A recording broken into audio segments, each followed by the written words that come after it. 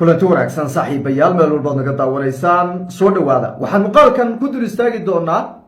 maalmaha inagu soo aadan Soomaaliya guluf siyaasadeed oo ka duwan kii hore aadna u culus ayaa ka bilaaban doona kaasi oo ka dhan ah xukuumadda Xasan Sheekh Maxamuud. gulufka siyaasadeed ee aan ka hadlayo ma aha kii hore taqaaneen laba nin oo meel ku jirtay ama saddex nin oo meel ku jirtay, waa mid ka duwan. saansaanta hadda socotana waa mid ka duwan nidaamkii horey lagu yaqaanay. waxaan ogsoonayn in maalmihii la soo dhaafay xildhibaanada golaha shacabku ay wadeen mooshin ka dhana xukuumadda ra'iisul wasaare Xamse oo kala fadhiga baarlamaanka soo socda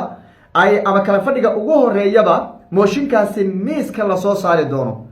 taasi waxaa garab socoto guluf kaleeto oo siyaasadeed oo ay ku jiraan ama ay hogaaminayaan madaxweyneyaal hore, ra'iisul wasaareyaal hore, wasiiro hore, siyaasiyiin, ganacsato, senataro iyo sidoo kaleeto bulshada kaleeto xubno aad uga dhex muuqda ama social mediahaba aad looga yaqaano. waxaa sidoo kaleeto intaasi sii dheer Axmed Madoobe oo isagana dib ugu soo laabtay magaalada Kismaayo, kulamana la soo sameeyay safiirada beesha adaan safiirada caalamka, qaar ka mid ah safiirada caalamka iyo madaxda dalka Kenya. wuxuu sidoo kale Madoobe la soo kulmay wakiilada beesha caalamka ee Soomaaliya fadhigooda u yahay qaybo ka mid ah sida erga ka socotay Mareykanka iyo midowga Yurub oo garoonka magaalada Kismaayo uu kulan kula qaatay sida xoga hoose oo soo gaaray ay sheegayaan markii uu dalka dib ugu soo laabtay. waxaa intaasi iyadana sii dheer buux dadka shacabka markii la isku keeno gulufkaasi marka siyaasadeed ee ka dhanka xukuumadda uu hogaamiye Xasan Sheekh Maxamuud waa mid ka duwan nidaamkii horey lagu yaqaanay ee mucaarad ama siyaasadeed lagu yaqaanay. waxaan marka muuqaalkan inaan ku dul istaagno siyaasaddaasi culus iyo sidoo kaleeto Xasan qorshayaashiisa uu ku dhagan yahay filla Soomaaliya qorshayaashan ay ku dhagan tahay ee la iska bahaysanaya sidii looga hortagi lahaa iyo waxa ka dhalan kara mooshinkan xildhibaanadu ay wadaan kulamadan bilaaban doona maalmaha inagu soo aadan ee laga dareemayo ilaa iyo haddaba magaalada Muqdisho noqoshada Axmed Madoobe, waxyaabaha laga filan karo iyo sidoo kaleeto wakiilada xeelada xalana ku sugan dhinaca ay la safan yihiin ama ay raacsan yihiin taageerada laga filan karo inay u muujin karaan dhinaca Xasan Sheekh Maxamuud ayaa muuqaalkan ku qaada dhigi doona. waxaan dhanka kale dul istaagi doonaa ra'iisul wasaarihii hore ee Soomaaliya Maxamed Xuseen Rooble oo isagana baneeyay garabka Xasan Sheekh Maxamuud markii hore lagu tirinayay Xasan inuu garab u yahay iyo siyaasiyiin kaleeto oo tareenka Xasan Sheekh Maxamuud saarna haddana ka degay iyo saameynta ay ku yeelan karaan qorshayaasha Xasan Sheekh Maxamuud ayaan muuqaalkan ku dul istaagi doonaa. soo dhawaada muuqaalka la isaara fogeeya meel dheer ka tura siyaasadda Soomaaliya halka ay marayso ayaan muuqaalkan ku taxliilinayna si fiican ugu qaada dhigayna. adiguna nala soco oo halkaa ku dhaafina si fiican iskaga dhageyso. aynu ku bilownay waxaan ogsoonayn maalmihii la soo dhaafay in xildhibaanada baarlamaanka Soomaaliya ay diyaarinayeen mooshin lagaga taqalusayo xukuumadda ra'iisul wasaare Xamse Cabdi Barre si loo wiiqo qorshayaasha filla Soomaaliya ee Xasan uu hogaaminayo ee xukuumaddani ay hormuudka ka tahay ay hor ordayso. qorshayaashan waxaa ka mid ah hanaanka ay u qabsoomayaan doorashooyinka soo socda ee sanadka uu ka dhimay 12 bilood ay ka dhiman tahay. waxaa ka mid ah guddiga doorashooyinka aan loo dhanayn. waxaa ka mid ah qorshayaasha siyaasadeed ee waaweyn sida heshiisyada caalamiga iyo sidoo kaleeto qorshayaasha dastuuriga iyo wax ka beddelka dastuurka oo aan loo dhanayn sifo keli ana madaxweynuhu uu ku meelmarsanayay waayihii ugu dambeeyay. qorshayaasha ugu waaweyn ee marka aad la iskugu waxa weeye khilaafsan yahay waa doorashada, wax ka beddelka dastuurka, heshiisyada waaweyn ee caalamiga oo habraac sax aan soo marin ayaa aad iyo aad la iskula diidan yahay oo waxa la leeyahay madaxweynihii keligii ayaa iska marorsanaya wixii oo dhan. xukuumaddiina waxay noqotay mid madaxweynuhu wuxuu yidhi haa bay noqotay haa ku ansixis ayay noqotay. waa xukuumadda golaha wasiirada weeye ee Xamse uu hogaaminayo. mooshinka marka xildhibaanadu way wadeen kala fadhiga baarlamaanka ugu horeeyana la sugayaa oo kala fadhigooda ugu horeeyay hadda waa xidhan yahay hadda kala fadhiga ugu horeeya ee kulankooda ugu horeeya ayaa la doonayaa in miiska la soo saaro. tiro 100 ka badan oo xildhibaano ah ayaa mooshinkaasi saxiixday sida ay wararku sheegayaan. taasi waa midda intaasi waan isla ogeyn. mid kale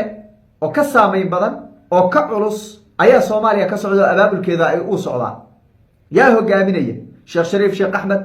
Xasan Cali Khayre Cabdiraxmaan Cali Shakuur Maxamed Cabdullaahi Farmaajo waxa weeye mas'uuliin badan senataro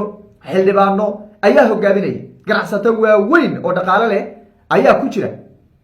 waxa sidoo kale qaybka maamul goboleedyo madaxweyne maamul goboleedyo baa kamid ah Axmed Madoobe Saciid Cabdullaahi Deni iyo waliba lafta gareen oo leeyahay hoosta kala shaqeynayaayo asagu waxa weeye beerka jecli hayna jecli dhinacna wali uusan u cadayn baba Xasan oo ka yeelay xilliga doorashada qof iyo cod laakiin wali kuma qanacsanaan leeyahay naftirkeeda waa war soo baxaya way qorshaha marka hore abaabulkiisa waxa soo unkay oo soo bilaabay Sheekh Shariif Sheekh Axmed iyo ninka la yiraahdo Cabdiraxmaan Cali Shakuur kuwan kalena naftirkooda siyaasad ahaan waa la qabsan way la qabeen laakiin mawjadaas ama dadka inta dhan ay isku imaanaya lama ogeyn inay sida noqonayso saansaanta hadda marka laga bixinayo waxa soo socda la leeyahay isbahaysi aad iyo aad u culus oo siyaasadeed oo ka dhan ku ah xukuumadda uu hogaaminayo Xasan Sheekh Maxamuud iyo qorshayaashiisa maalmaha ugu soo aadan marka guuxan hadda socday inuu buqdo oo furka tuuro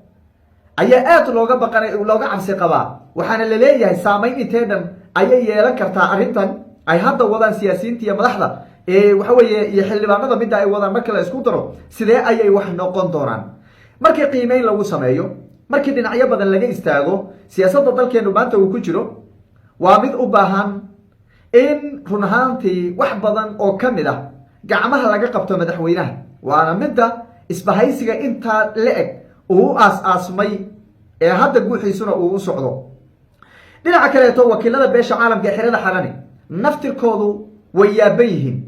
xasan waa kala hadleen waxaana la leeyahay mucaaradka ayay la safan yihiinoo waxay leeyihiin qorshayaashan uu madaxweynuhu wato waa maxay see wax u socdaa buu leeyahay Axmed Madoobe waa ka ogsoonayeen in Nairobi u tagay wakiilada halkaaba kula soo qaatay qaar ka mid ah safiirada caalamka ayuu kulan la soo qaatay waa soo noqdo Kismaayo imaaday Kismaayo markuu imaadayna wuxuu kulan la qaatay laba ergo ka kala socotay midowga Yurub iyo Mareykanka sida ay wararka hoose ugu soo gaarayaan waliba garoonka Kismaayo ayay ku kulmeen oo qaybta VIP-da ayay daqiiqado fadhiyeen baa leeyahay saa halkaasana lagu kala tagay markii dambe warka lagu kala qaatay Axmed marka soo laabashadiisana waa mid kale oo ayadana culayska sii kordhinaysa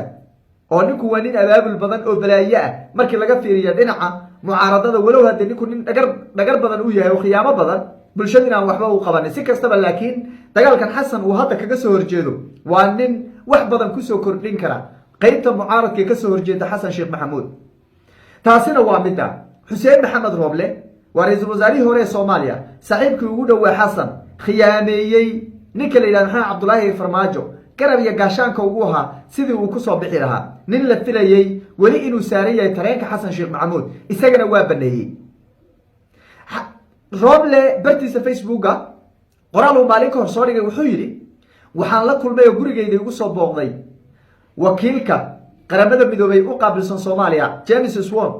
ayaa soo booqday bi waxaan ka wada hadalay marxaladda siyaasadeed ee dalka uu ku jiro waxaan ka wada xaajoonay bi hanaanka doorasho ay u qabsoomi karto waxaan isla meel dhignay bi doorasho xor iyo xalaala hufan khiyaamo musuq inay ka qabsoonto dalka Soomaaliya inay lagama maarmaan tahay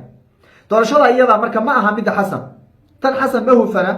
ma aha doorasho xor iyo xalaala ma aha doorasho loo dhanyahay oo khilaaf lahayn taasi oo marka u muuqata ninka la yiraahdo Roblana inuu waxa weeye ka leexday tubtii loo maleynayay ee Xasan uu saarnaayay ahayd doorasho sida ay ugu soo baxay asagoo ku soo baxay uu ogsoon yahay Roble wuxuu cadeeyay mowqifkiisa siyaasadeed go'aankiisa siyaasadeed iyo dabciisa siyaasadeed ayuu cadeeyay waxa uu yiri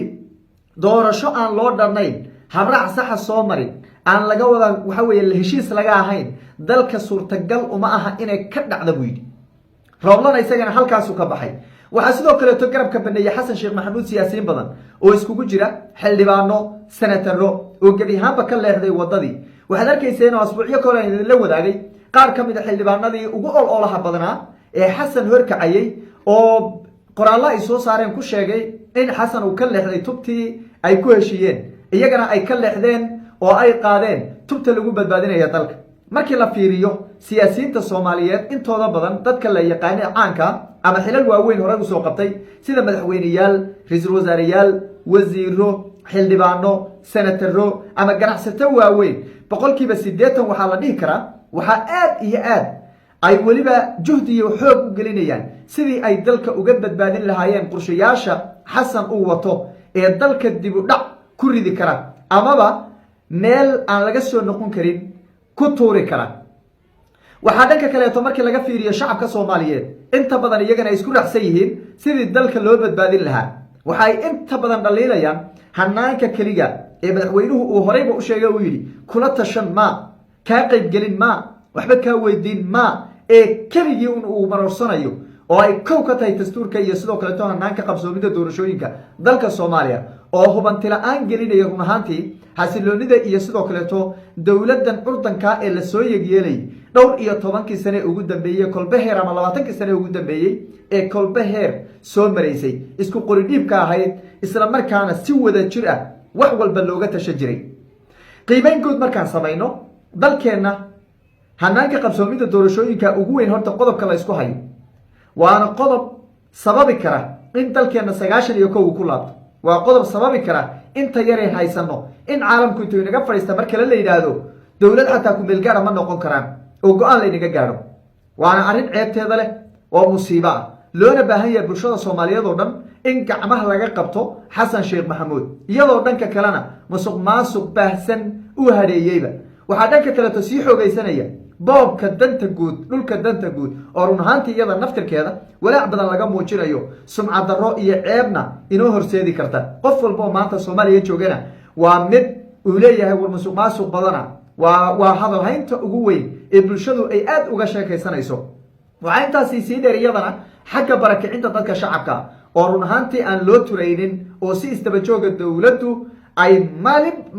weekba meel ay ku duulaysaa asbuucba meel baa lagu duulaya shacab iska degan duruufaysan baahi badan ay hayso aan haysan kaabayaal dhaqaale aan ganacsan karin argagaxiso ay saameyn ku yeelatay iyo dhibaato ay ku yeelatay dagaaladii sokeeye ka soo kabtay loo baahnaa in dawladdu ay garab istaag u muujiso ayaa maalinba xaafad lagu duulaya oo la barakicinaya waana arrin run ahaantii khatarteeda leh oo musiibo weyn ay ka dhalan karto si kastaba markii la eego siyaasadda dalka Soomaaliya iyo hanaanka madaxweynuhu ku wado waa hanaan ka turjumaya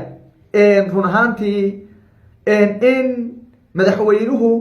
uusan lahayn la talin amaba uusan dan ka lahayn Soomaaliya inay meel gaadho waa hanaan loo baahan yahay bulshadu inay wada cambaarayso fadlan hadduu ku soo gaaro muuqaalka si meel dheer loo gaarso bulshadu ay uga falceliso adiguna si tuur isa si dhaaf gurubyada ku sheer gareeya waynu eegi doonaa wixii ka soo kordhay guuxan socda ee siyaasadeed iyo halka uu ku dambeeyo muuqaaladeena dambe ayaan idin kula wadaagi doonaa